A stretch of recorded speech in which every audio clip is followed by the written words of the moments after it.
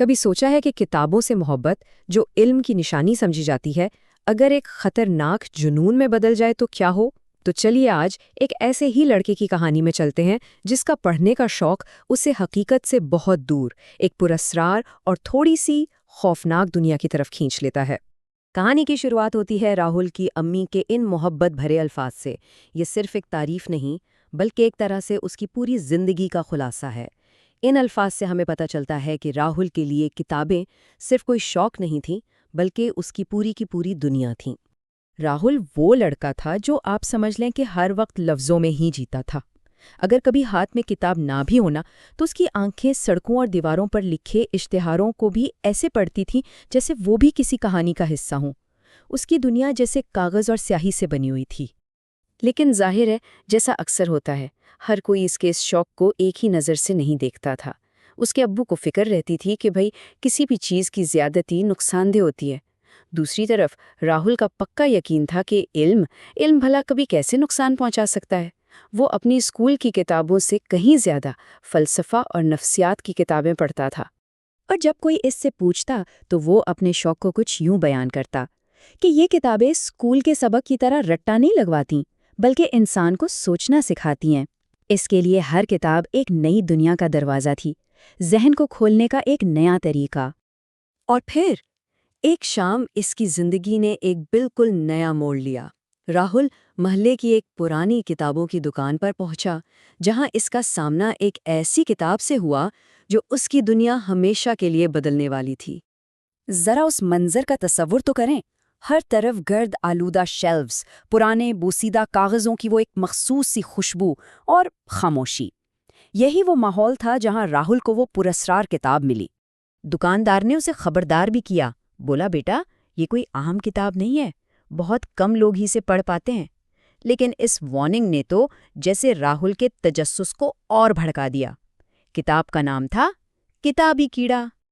आखिर इस किताब के सफ़ों में ऐसा क्या राज छुपा था? यही सवाल राहुल के जहन में भी गूंज रहा था। उसी रात राहुल ने अपनी माँ के खाने के लिए लगाई गई आवाज़ को भी नज़रअंदाज किया और किताब पढ़ना शुरू कर दी।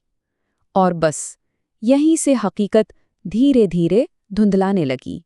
किताब में एक बड़ी अजीब और खौफनाक लानत का जिक्र था, किताबी कीड़े का असर।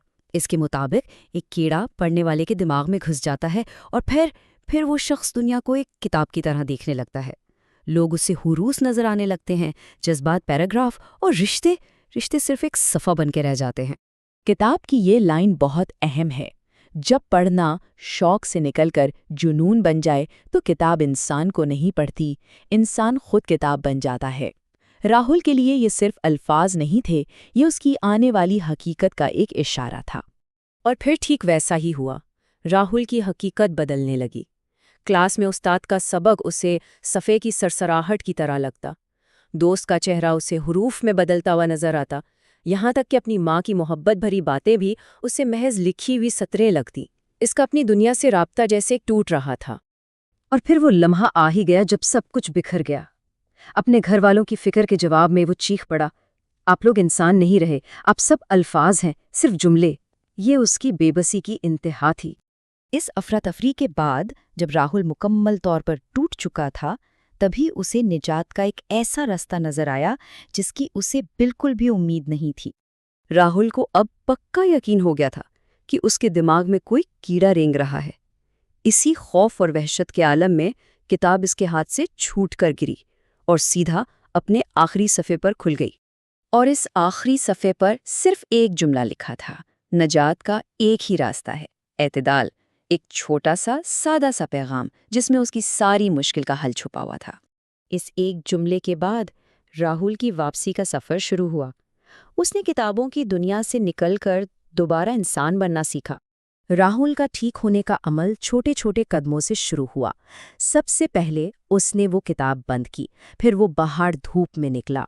उसने अपने दोस्तों से बातें की और इंसानी रिश्तों को दोबारा महसूस करना शुरू किया। सबसे अहम बात, उसने पढ़ने का मकसद और वक्त दोनों को बदल दिया। उसने आखिरकार वो तवाज़ुन ढूंढ ही लिया था।